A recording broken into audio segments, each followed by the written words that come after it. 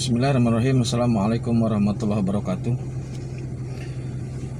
Dengan selalu memanjatkan puji dan syukur kepada Allah, semoga kita selalu ada dalam lindungan, rahmat dan ridho Allah Subhanahu wa taala.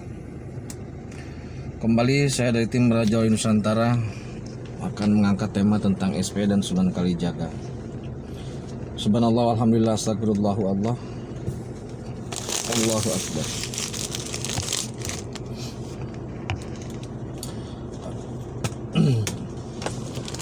Pilihan hidup manusia itu ada 4. Yang pertama husnul kamilah, yang kedua husnul khotimah, yang ketiga su'ul khotimah, yang keempat su'ul kamilah.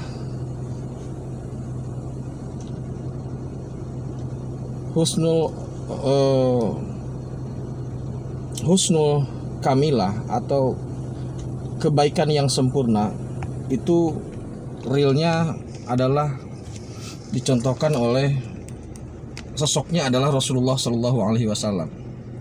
Jadi husnul kamilah adalah orang yang baik sejak dari awal sampai akhir. Kemudian yang kedua husnul khotimah adalah orang yang baik di akhir.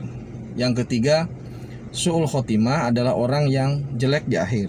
Yang keempat su'ul kamilah atau kejelekannya yang sempurna dari awal sampai akhir. Oke. Sayyidina Umar, sebagaimana kita tahu, itu awalnya adalah preman pasar, anti Islam, dan kemudian beliau berbalik menjadi pembela Islam.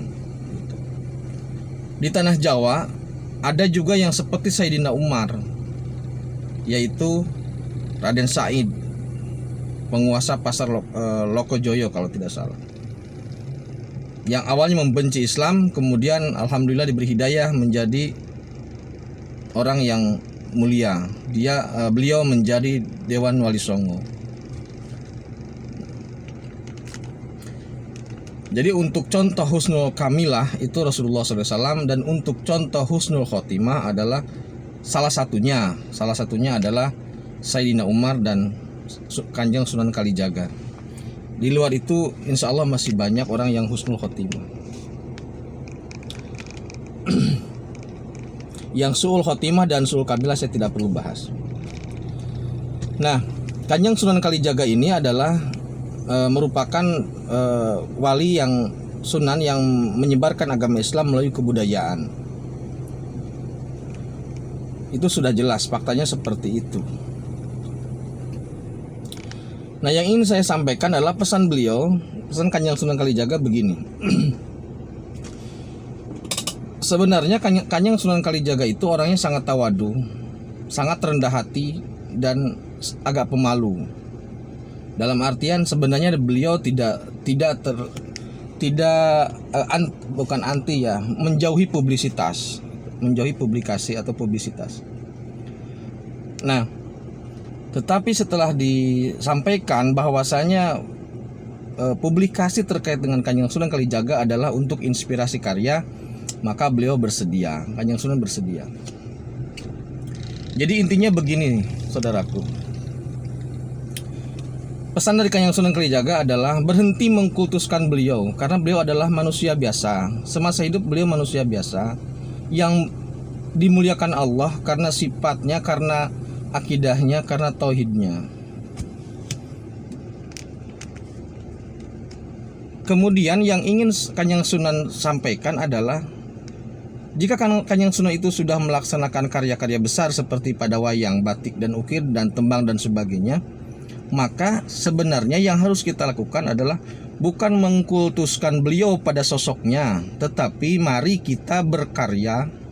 Mari kita menciptakan karya yang sama agungnya, atau setidaknya mendekatilah karya-karya Kanjeng Sunan Kalijaga, walaupun dalam bentuk yang pasti berbeda karena zamannya sudah berbeda, sesuai dengan kapabilitas, sesuai dengan proporsi, sesuai dengan tuntutan zaman saat ini.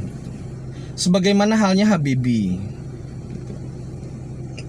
Jadi mari kita jadikan contoh seperti Habibie, Kanjeng Sunan Kalijaga dan yang lainnya untuk dijadikan inspirasi pada karya-karyanya untuk dijadikan suri tauladan karya-karyanya, sehingga kita bisa berkarya dalam rangka menyambut karya agung Allah itu. Jadi tidak ada gunanya, tidak ada artinya bagi kita ketika kita mengkultuskan sosok Kanjeng Sunan, itu tidak ada. Kanjeng Sunan itu asli, dia tidak mau menolak dengan keras bahwasanya dirinya dikultuskan sebagai sosok yang agung. Tidak mau. Yang beliau inginkan adalah silahkan karya-karyanya itu menjadi inspirasi, karya-karyanya itu menjadi contoh atau menjadi semacam motivasi untuk kita agar kita mau berkarya di zaman yang ada atau di zaman saat ini. Mengkultuskan beliau tidak ada artinya, tidak ada nilainya di hadapan Allah, tidak ada nilainya. Dan Kanjeng Sunan pun tidak mau. Saya pastikan Kanjeng Sunan tidak mau dikultuskan, tidak mau diagung-agungkan. Kanjeng Sunan tidak mau dijunjung, disanjung-sanjung, tidak mau. Demi Allah beliau tidak mau. Berhenti mengkultuskan Kanjeng Sunan Kalijaga. Itu pesannya. Yang beliau inginkan sekali lagi adalah mari kita berkarya. Mari kita menciptakan sesuatu yang bermanfaat untuk umat, sesuatu yang bermanfaat untuk kemanusiaan, sesuatu yang bermanfaat untuk agama. Jangan lagi mengkultuskan tokoh-tokoh seperti itu. Jadi itu amat di Kanjeng Sunan. Kanjeng Sunan Kalijaga adalah tokoh yang sangat momong, yang sangat peduli, yang sangat rendah hati, tawadu. Jadi beliau sebenarnya tidak mau dipublikasi seperti ini, tapi ketika bahwa tim Raja Nusantara mengatakan ini untuk kepentingan inspirasinya, karyanya, maka beliau bersedia. Tapi pesan beliau adalah berhenti mengkultuskan sosok Kanjeng Sunan Kalijaga. Berhenti mengkultuskan. Beliau tidak mau dikultuskan, beliau tidak mau disanjung, beliau tidak mau diagung-agungkan. Beliau mulia karena dimuliakan Allah. Kalau kita ingin mulia, kalau kita ingin dimuliakan Allah, maka bertindaklah, berperilakulah sebagaimana orang yang mulia. Kalau kita ingin dicintai, berlakulah atau bertindaklah sesuai dengan aturan-aturan yang ada.